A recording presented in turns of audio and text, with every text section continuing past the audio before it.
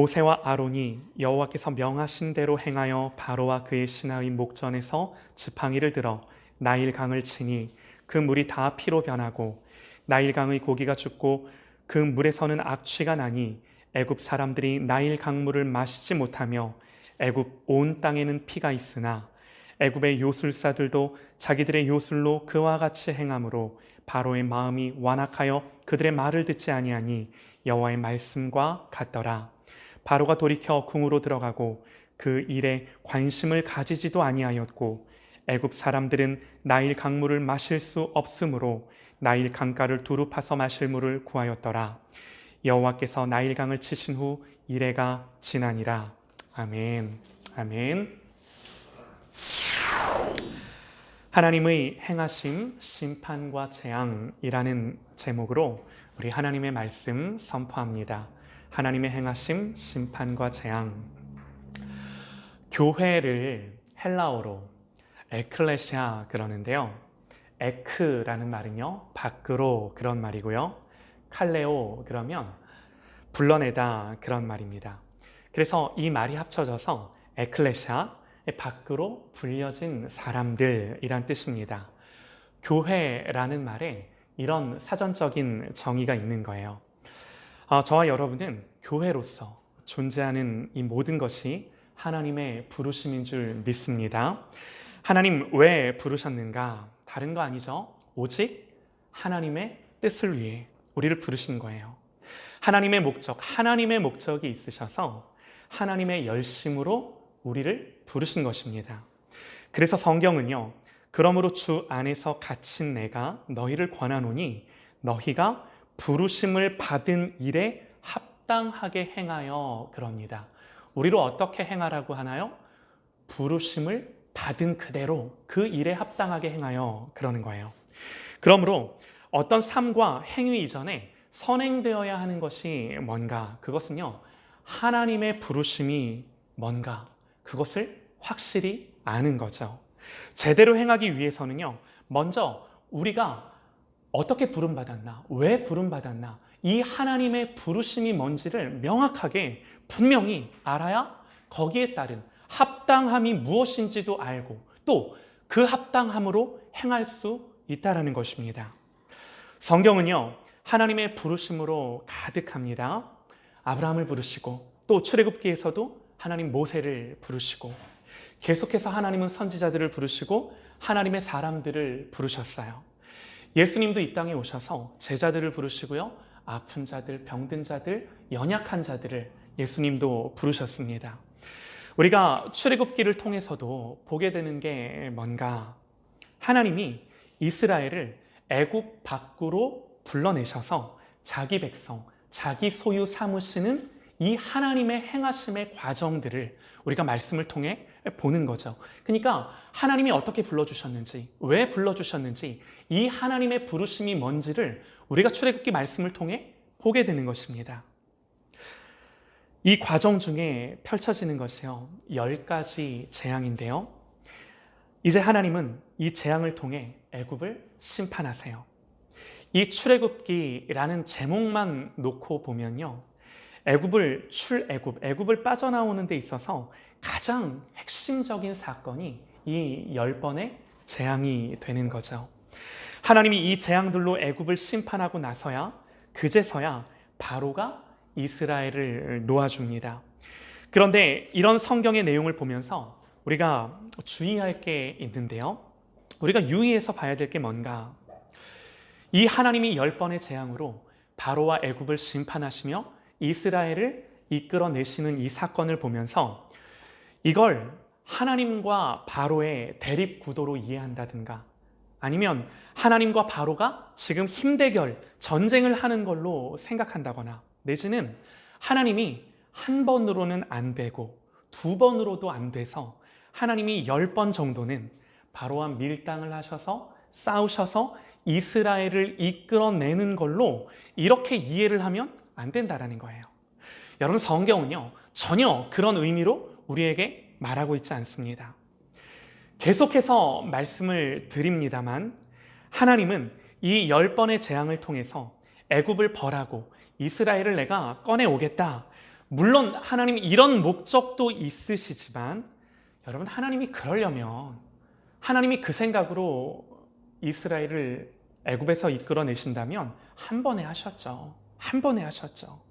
그런 목적과 이유라면요, 단번에 심판하시고 하나님이 한 번에 이끌어내시면 되는 거세요. 굳이 10번이나 하나님 그렇게 수고할 필요가 없으신 겁니다. 그런데 그런 이유보다는 이 10번의 재앙 가운데는 하나님이 누구신지를 드러내시고 알리시는데 그 목적이 있으세요. 우리가 말씀을 통해 그것을 분명히 확인할 수가 있는데요. 보세요. 좀 길지만 제가 전부 한번 읽어드리겠습니다. 이 10가지 재앙이 계속되는 동안 성경이 계속해서 반복하는 구절이 있습니다. 잘 한번 들어보시죠. 출애굽기 7장 5절입니다. 내가 내 손을 애굽 위에 펴서 이스라엘 자손을 그 땅에서 인도하여 낼 때에야 애굽 사람이 나를 여호와인 줄 알리라. 애굽 사람이 나를 여호와인 줄 알리라. 또 출애굽기 7장 17절입니다. 여호와가 이같이 이르노니 내가 이로 말미암아 나를 여호와인 줄 알리라. 볼지어다 내가 내 손의 지팡이로 나일강을 치면 그것이 피로 변하고 나일강의 고기가 죽고 그 물에서는 악취가 나리니 애굽 사람들이 그 강물 마시기를 싫어하리라 하라. 또 출애굽기 8장 8절에서 10절 말씀에요. 바로가 모세와 아론을 불러 이르되 여호와께 구하여 나와 내 백성에게서 개구리를 떠나게 하라. 내가 이 백성을 보내리니 그들이 여호와께 제사를 드릴 것이니라. 모세가 바로에게 이르되 내가 왕과 왕의 신하와 왕의 백성을 위하여 이 개구리를 왕과 왕궁에서 끊어 나일 강에만 있도록 언제 간구하는 것이 좋을는지 내게 분부하소서. 그가 이르되 내일이라. 모세가 이르되 왕의 말씀대로 하여 왕에게 우리 하나님 여호와와 같은 이가 없는 줄을 알게 하리니. 또 출애굽기 8장 22절입니다. 그날에 나는 내 백성이 거주하는 고센 땅을 구별하여 그곳에는 파리가 없게 하리니 이로 말미암아 이 땅에서 내가 여호와인 줄 내가 알게 될 것이라.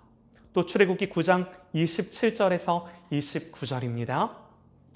바로가 사람을 보내어 모세와 아론을 불러 그들에게 이르되 이번은 내가 범죄하였노라. 여호와는 의로우시고 나와 나의 백성은 악하도다. 여호와께 구하여 이 우레소리와 우박을 그만 그치게 하라. 내가 너희를 보내리니 너희가 다시는 머물지 아니하리라. 모세가 그에게 이르되 내가 성에서 나가서 곧 내 손을 여호와를 향하여 펴리니 그러면 우레소리가 그치고 우박이 다시 있지 아니할지라. 세상이 여호와께 속한 줄 왕이 알리이다. 마지막이요. 출애굽기 10장 1절에서 2절에도 뭐라고 기록을 하냐면 여호와께서 모세에게 이르시되 바로에게로 들어가라. 내가 그의 마음과 그의 신하들의 마음을 완강하게 함은 나의 표징을 그들 중에 보이기 위함이며 내가 애굽에서 행한 일들 곧 내가 그들 가운데서 행한 표징을 내 아들과 내 자손의 귀에 전하기 위함이라. 너희는 내가 여호와인 줄을 알리라. 나일 강이 피가 되는 이 7장의 재앙부터요 10장에 흑암이 임하는 이 재앙까지 이 10번의 재앙이 반복되는 동안 여호와인 줄 알리라, 내가 여호와인 줄 알리라, 여호와인 줄 알리라, 온 세상이 여호와인 줄 알리라. 이 말씀을 반복하시며 여러분 이게 뭐 하시는 거예요? 지금 하나님이요 누구신지를 생생하게 그 하나님의 크신 능력과 기적을 통하여 바로와 애굽과 이스라엘과 온 세상으로 하여금 알게 하시는 거죠. 경험하게 하시는 거세요. 여러분 보세요. 이 재앙들의 내용을 보면요. 왜 이게 하나님을 알게 하는 사건인지가 더 분명한데요. 첫 번째 재앙은요. 우리가 오늘 본문에서 보는 것처럼 나일 강이 피가 되는 겁니다. 강이 피가 되는 거예요. 여러분 하나님이요. 왜 이런 재앙으로 애굽을 심판하신 걸까요? 나일 강은요. 애굽의 젖줄입니다. 이 강에서 농사도 짓고 사람도 먹고 마시고 모든 짐승과 가축들이 이 강을 근거로 살아갑니다.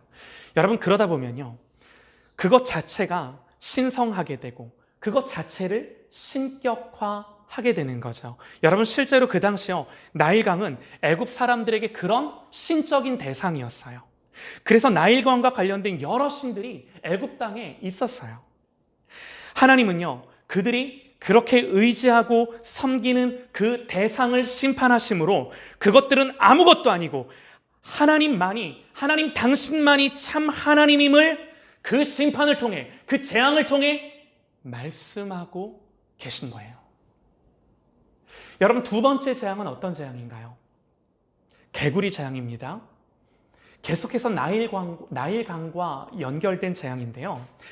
나일강 갈대숲에 얼마나 많은 이 개구리들이 살고 있었겠습니까? 나일강 젖줄기에서요, 개구리들이 살아가기 이 좋은 환경 속에 얼마나 많은 개구리들이 번식했겠습니까? 그래서 개구리는요, 그 당시 이 애굽 사람들에게 어떤 상징이었냐면 이 나일강이 주는 부요함 속에 다산을 상징했어요.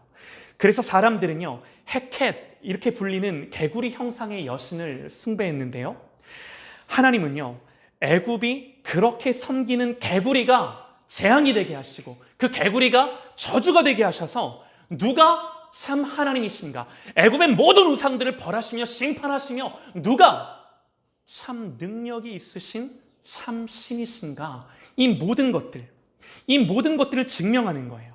그래서 이 10가지 재앙은요, 이걸 하나하나 증명해 내시는 사건들인 겁니다. 그래서 하나님 단번에 안 하세요. 그 모든 애굽의 신들을 벌하시고 심판하시며 보란듯이 보여주시면서 뭐 말씀하시는 거예요? 나만 여호와 하나님이야, 내가 참된 하나님이야 라는 것들을 증명해 내시는 이 모든 사건들.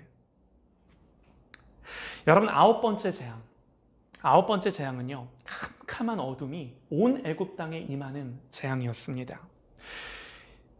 이스라엘이 살고 있던 고센 땅을 제외하고요, 이 캄캄함이 모든 애굽 땅을 덮었어요.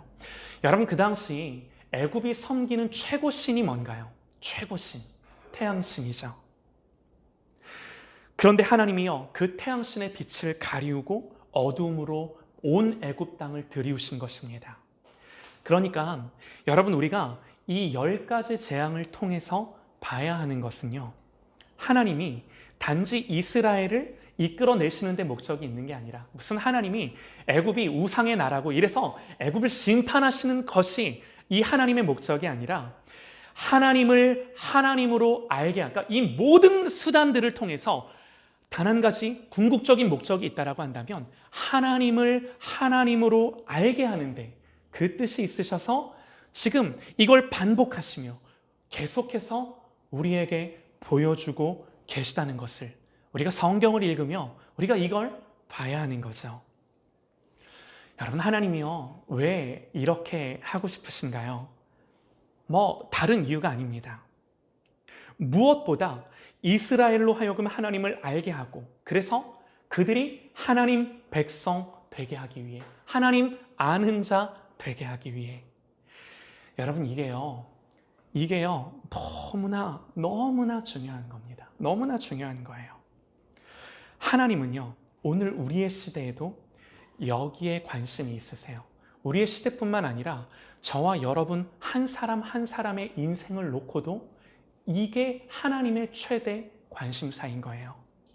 하나님을 알게 하시고 깨닫게 하셔서 우리로 하나님을 경외하게 하시고 사랑하게 하시고, 그래서 하나님 자녀로 하나님을 하나님으로 알고 이 땅을 살아가게 하시려고.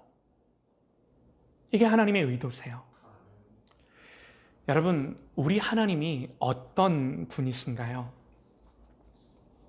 우리가 성경을 읽는데 이 성경의 가장 궁극적인 목적은 하나님을 계시하는 겁니다. 성경은요, 하나님을 계시하는 거예요. 그렇죠? 이 말인즉 하나님이 이 66권 말씀을 주신 이유는 다른 게 아니에요. 하나님을 우리에게 가르쳐주고 싶어서. 그래서 우리로 참 하나님을 알고 그 참 하나님을 참으로 알면, 여러분, 우리 속에서 그 하나님을 사랑하지 않고는 견딜 수 없고, 그 하나님을 예배하지 않고는 견딜 수 없고, 이 마음이 말씀 속에서, 이 성경의 계시 속에서 우리에게 불러일으키시려는 이 하나님의 이 목적, 하나님 이거 하고 싶으세요. 이게 우리를 향한 하나님의 최대 관심사세요. 하나님은 말씀을 통해서요, 하나님 이 세상을 왜 만드셨는지, 하나님 어떻게 우리를 구원하셨는지, 그리고 세상과 역사를 어떻게 통치하시고 주관하시는지, 그리고 우리 개개인의 인생을 어떻게 붙들고 인도하셔서 개입하시고 찾아오시는지, 우리를 선하게 인도하시는지, 하나님은 말씀 속에서, 성경 속에서 여러 사건과 인물과 기록들로 우리에게 하나님 누구시며 무슨 일을 하셨는지를 말씀하고 가르쳐 주시는 거죠. 그러므로 여러분, 우리는 어떻게 말할 수 있냐면요, 이 모든 진리의 말씀을 통해 하나님을 드러내고자 하시고 계시하고자 하심이 하나님의 본질적인 성품이세요. 하나님 이렇게 하고자 하시는 것은요, 그 무엇도, 그 누구도 거스를 수 없는 하나님의 하나님다움이세요. 하나님의 하나님다움이세요. 하나님의 하나님다움이 뭐예요? 자기의 그 충만한 영광을 드러내시고 보여내심으로 말미암아 하나님의 형상대로 지음받은 피조물인 사람을 통해 그 하나님의 영광을 깨달아 알아 우리가 그 하나님의 영광을 알아 찬양하며 예배하는, 여러분 이것을 원하시고 이것을 기뻐하는 것이 하나님의 성품이세요. 하나님은 이 성품에 반하는 일을 하실 수 없고, 그 반대로 반드시 이 성품대로 우리의 인생을 인도하시고 이 성품대로 세상의 역사와 온 우주와 이 모든 것들을 주관하시며 통치하시며 다스리시는 하나님이신 거예요. 여러분, 우리 하나님은요, 그 영광이 무한하신데 창조는 그 무한한 영광이 가시적인 공간과 시간 속에 펼쳐져 우리를 통해 하나님이 예배받기를 기뻐하시는 하나님의 행위요, 또 구원은 창조주가 피조물을 사랑하셔서 그 아들을 십자가에 내어주신 그 말할 수 없는 사랑과 은혜를 표현하신 하나님의 행위인 것입니다. 성경 뭐라고 말하나요? 로마서가요, 우리가 아직 죄인 되었을 때 하나님이 그 아들을 우리를 위하여 십자가에 죽게 하심으로 말미암아 우리에 대한 하나님의 사랑을 확증하셨다고. 여러분, 우리가 십자가에서 보게 되는 것, 봐야 하는 것, 우리를 얼마나 사랑하시며 우리를 위해 자기 아들을 아끼지 아니하는 그 하나님의 사랑이 십자가에 계시되어 있음으로 말미암아 우리가 예수 그리스도의 십자가를 바라볼 때마다 우리의 마음과 우리의 심령 가운데 더 우리를 향한 하나님의 사랑이 부어짐으로 그 사랑 속에 우리의 마음이 녹아지고 그 사랑 속에 우리의 마음이 풀어져 하나님을 향하는 우리의 마음으로 일어나야 하는 것이, 여러분, 성경이 우리에게 가르쳐주는 교훈인 거예요. 여러분, 그래서요, 온 우주와 세상과 역사와 저와 여러분의 인생까지도 하나님은 이 성품대로, 이 하나님의 성품대로 개입하셔서 하나님은 동일하게 오늘 우리의 인생 속에, 우리가 살고 있는 이 시대 속에 하나님은 여전히 하나님으로서 하나님다운 일을 하고 계시는 거죠. 여러분, 하나님의 성품에 근거한 일이기 때문에요, 시간이 흘러도 시대가 변해도 하나님의 일하심은 변할 수가 없는 거예요. 그러니 여러분, 그러니까 저와 여러분을 향한, 여러분 이 시대와 역사를 향한 이 하나님의 자기 계시를, 이 하나님의 자기 계시, 이 하나님을 계시하시는 이 하나님의 성품을 누가 막을 수 있겠습니까? 누가 이것을 거스를 수 있겠습니까? 그렇죠? 이 하나님의 열심과 의지를 무엇이 꺾을 수가 있겠습니까? 여러분, 그래서요, 오늘 우리가 이 출애굽기의 말씀을 보는 데 있어서 가장 중요한 관점은요, 자기 백성들에게 자기를 알리셔서 저들을, 내 백성을 하나님 아는 자로 만들고자 하시는 이 하나님의 열심, 이 하나님의 일하심, 이 하나님의 행위를 보는 거죠. 여러분, 여기서 우리가 분명히 알아야 하는 것이요, 다시 한번 말씀드립니다만, 여러분, 이건요 그냥 출애굽기에 기록된 옛날 사건이 아니라, 이 사건을 통해 하나님이 말씀하시는 것은 이것이 이례적인 사건이 아니라 계속해서 하나님의 성품을 근거로 우리에게 동일하게 일하고 계심을 보여주시는 말씀인 거예요. 하나님의 성품이 그러하시기에 역사와 우리의 인생 속에서 계속해서 반복되는 하나님의 일하심인 줄 믿으시기 바랍니다. 할렐루야. 아멘이에요. 여러분 보세요. 하나님이 강을 주시고 비를 주시고 햇빛을 주셔서 저들로 농사를 짓게 하시고 가축을 기르게 하시고 수확하게 하시고 저들을 먹이시고 기르셨는데, 우리의 타락하고 죄된 본성은 비를 주시는 하나님이 아니라 비 자체가 나에게 복이 되고 가치가 되고 나의 추구하는 바가 되고, 하나님이 강을 주셔서 우리의 마른 목을 축이시는데 그 강이 하나님이 주시는 축복이 아니라 그 강 자체가 나의 필요가 되어서 강을 섬기며 강을 두려워하며 그 강에 매여 살게 될 때, 여러분 이때 하나님은 그것들이 재앙이 되게 하시고 그것들이 저주가 되게 하셔서 재앙들로 그런 죄된 본성에 대한 하나님의 징계로서 여러분 심판이 임하는 거예요. 심판이 우리 가운데 임하는 거예요. 그러나 여러분, 사실은 이 모든 심판들과 재앙들은요, 택함받은 하나님의 자녀들에게는요, 죄를 떠나게 하고 하나님을 알게 하고 하나님께로 돌이키게 하는 은혜인 거예요. 여기에 놀라운 하나님의 일하심이 있는 거예요. 여러분, 이것이요, 역사 속에서 드러나는 하나님의 행위세요. 분명한 것은요, 이 재앙의 사건들이, 이 심판의 사건들이 깨닫는 자들에게는 하나님을 보여주는 계시의 사건이요, 깨닫는 자들에게는 하나님 없는 삶이 아니라, 더 이상 하나님 모르는 삶이 아니라 이제는 여호와 하나님이 참 하나님이심을 알고 그 앞에서 겸비하는 삶이 무엇인지를 살게 하는 하나님의 은혜로 주신 심판이요 재앙이다라는 겁니다. 여러분, 이것이 하나님이 역사 속에서 하나님의 성품대로 일하시는 방법이에요. 우리는 이 성경의 말씀을 기준과 근거로 이 시대를 바라보며 역사를 바라보며 우리의 인생을 바라보며 그 하나님을 알아가며 사는 겁니다. 그저 하나님이 벌하고 그래서 이런 자연의 재해들로 고통스러워하는 그런 수준에서 끝나는 것이 아니라, 정말로 하나님은 이 심판과 재앙의 사건들을 통해 하나님을 알게 하고, 그래서 이 사건들 속에서 출애굽기의 말씀을 통해 증언되는 것이 뭐예요? 이 사건들을 통해서 하나님 백성이 만들어져요. 이게 놀라운 것입니다. 여기서 이스라엘 백성들이 하나님 백성다워지는 그 과정들을 겪어가는 거예요. 사랑하는 여러분, 우리는 역사를 통해 배웁니다. 수많은 질병과 가난과 전쟁과 고통과 아픔들, 늘 우리 가운데 일어나는 사건, 사고들이죠.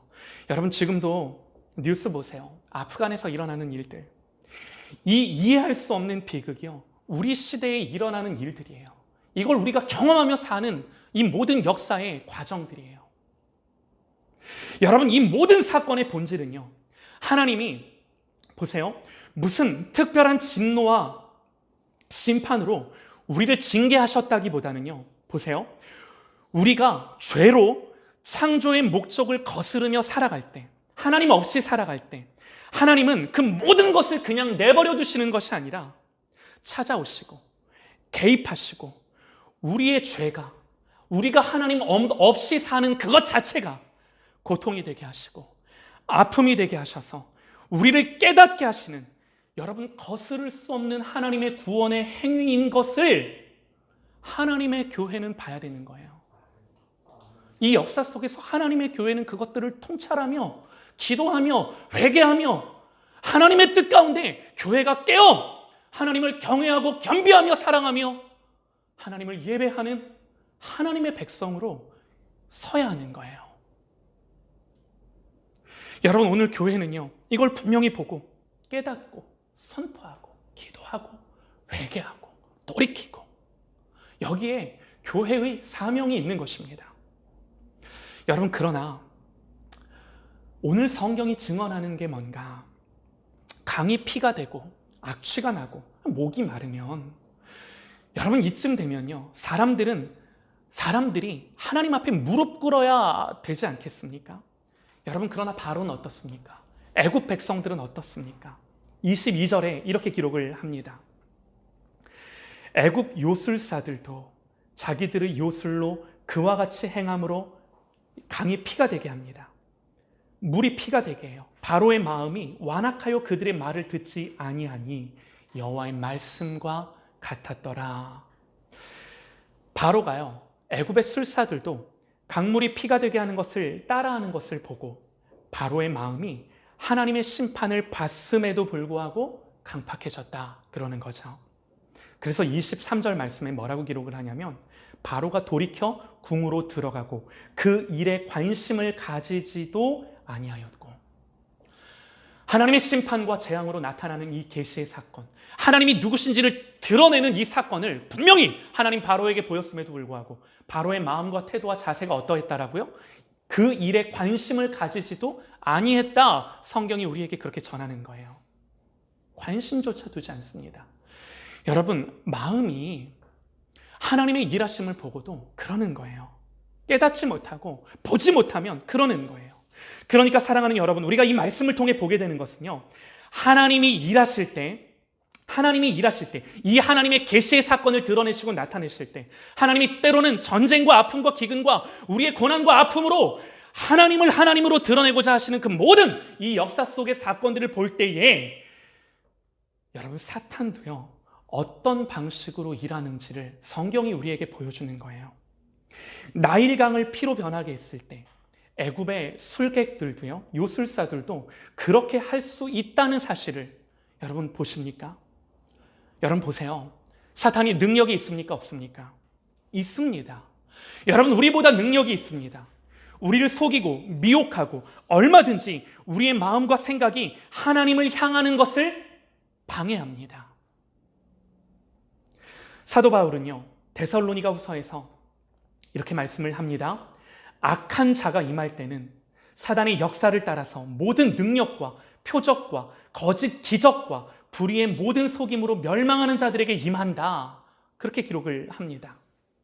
사단의 역사를 따라서 사단도 능력과 표적과 거짓 기적과 불의의 모든 속임, 여러분, 이런 것들이요, 이 땅을 살아가는 모든 순간 존재하는 거예요. 분명히 있는 거예요. 그래서 말씀을 믿지 못하게 합니다. 마음을 다해 하나님을 향하지 못하게 하고 돌이키지 못하게 합니다. 분명히 역사 속에 하나님이 하시는 일들이 있음에도 불구하고 우리로 깨닫지 못하게 하고 보지 못하게 하는 거예요. 강팍하게, 마음을 완고하게 하나님 앞에서 만드는 것입니다. 바로뿐만이 아닙니다. 여러분, 애굽 백성들은 어떤가요? 오늘 성경이 증언하는 애굽 백성들의 모습이 어떤가요? 당장 마실 물이 없어서 고생을 하면서도 하나님께 나아가지 않습니다. 그들은요, 자기들의 생명줄이 끊어졌을 때, 자기들이 믿고 의지하던 모든 것들이 실패하고 무너지게 되었을 때, 그때도요, 자기들 스스로의 자원을 더 의지합니다. 24절 말씀을 보면요, 애굽 사람들은 나일 강물을 마실 수 없으므로 나일 강가를 두루 파서 마실 물을 구하였더라. 무슨 말인가요? 강물이 피가 됐으니 그 물을 마실 수는 없고 그 주변에 땅을 파서 물을 얻는 행위를 하는 거죠. 하나님을 향하여 돌이키지 않습니다.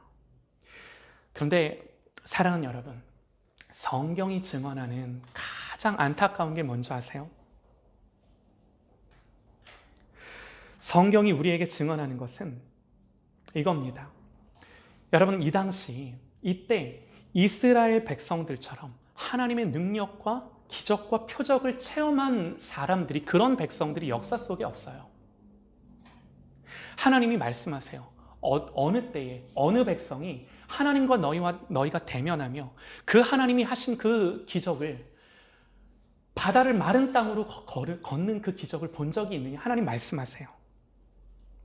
여러분, 이들은요, 10가지 재앙을 눈앞에서 봤고요, 홍해가 갈라지면서, 그래서 강을 마른 땅으로 건너는 것을 보고 들은 게 아니에요. 그들이 직접 경험한 거예요.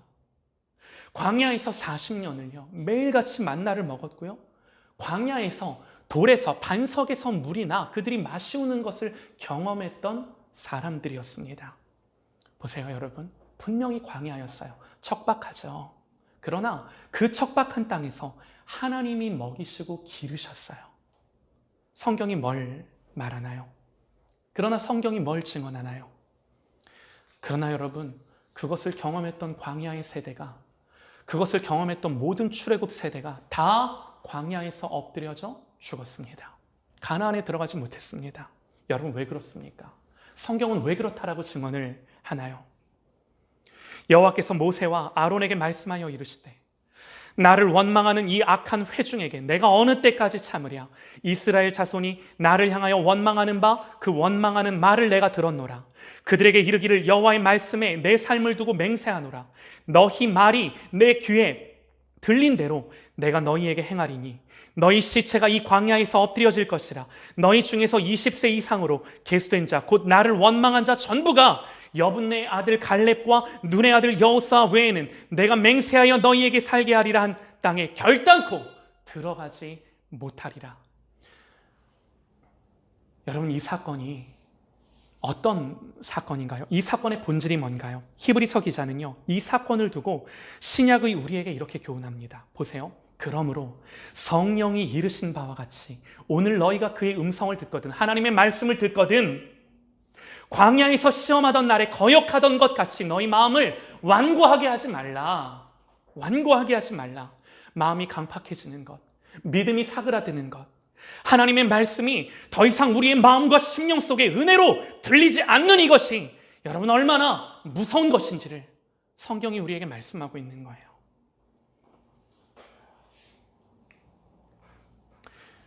이 광야를 살고 있는 우리의 시대 속에 또 여러분 매일같이 이 광야를 걷고 있는 우리의 인생 속에 만나와 메추라기가 없습니까? 아니요. 있습니다.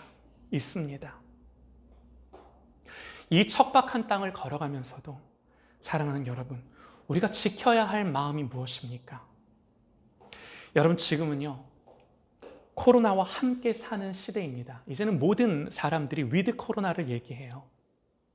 여러분, 이 팬데믹은요, 이 시대와 역사를 관통하는 사건으로 하나님의 주권적인 개입과 뜻하심이 있는 사건이에요. 여러분 보세요. 지금까지 제가 말씀드린 게 뭐냐면, 이 성경을 통해 하나님이 우리에게 말하고자 하는 것이 뭐냐면, 하나님은 이 역사와 세상을 주관하심에 있어서 하나님의 성품과 반하는 대로 절대로 일하지 않으세요. 모든 것을 하나님의 성품대로 일하시는데, 여러분 그러면 이 팬데믹, 이 코로나를 통해서 우리가 봐야 하는 게 뭔가요? 그냥 그렇게 이 시대를 살아가는 것이 아닙니다. 여러분, 이 사건 속에서 우리는 하나님이 우리를 시험하시며 연단하실진데 우리가 지켜가야 할 믿음과 이 사건을 통해 우리가 깨달아야 할 믿음과 돌이켜야 할 것들과 하나님을 향하여 지켜가야 할 마음들을 하나님의 말씀을 통해 이 역사 속에 우리가 깨닫고 바라보고 하나님 앞에 겸비한 마음으로 사는 거죠. 여러분, 이 출애굽기 사건을 통해, 이 10가지 재앙을 통해 하나님 백성이 가져야 하는 겸비한 마음이 무엇이었습니까?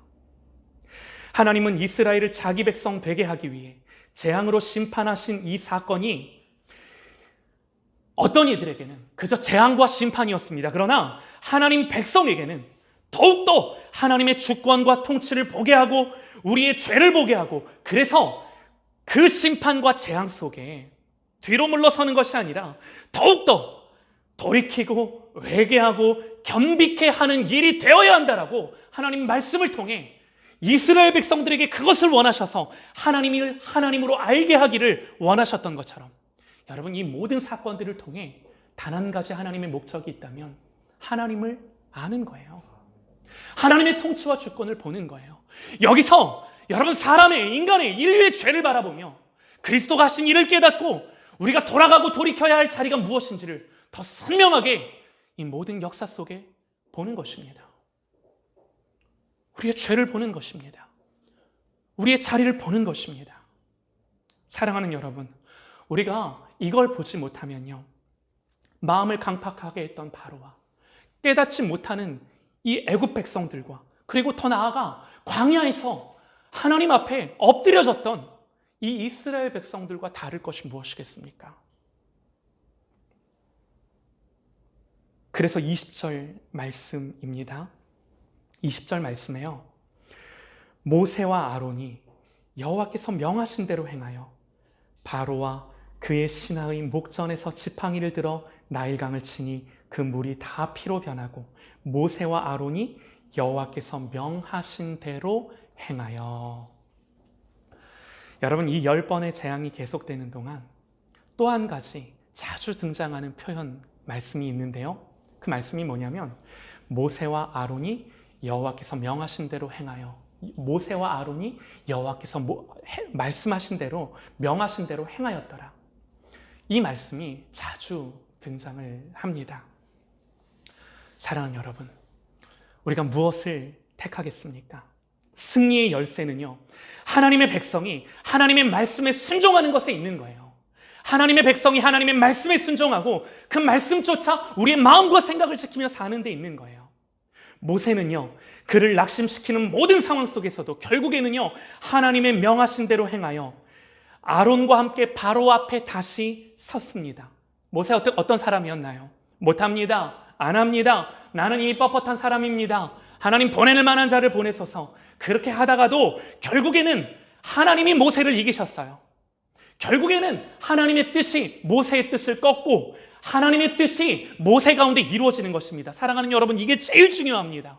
우리가 하나님의 말씀을 알고 하나님의 마음을 알아 내 삶 가운데 뒤로 물러서는 것이 아니라 이 모든 하나님의 말씀과 역사를 통해 내 인생을 통해 하나님의 주권과 하나님의 이 모든 다스리심을 통찰하고 깨닫고 내 속에서 내 뜻이 이루어지는 것이 아니라 내 인생 속에서 내 마음 속에서 하나님의 뜻이 이루어져 하나님의 뜻이 나를 통해 나타나는 거예요. 여러분, 이렇게 하나님의 뜻이 나의 뜻을 꺾고 이길 때 승리하는 것입니다. 하나님의 일이 풀어지는 것입니다. 하나님의 뜻이 풀어지는 것입니다.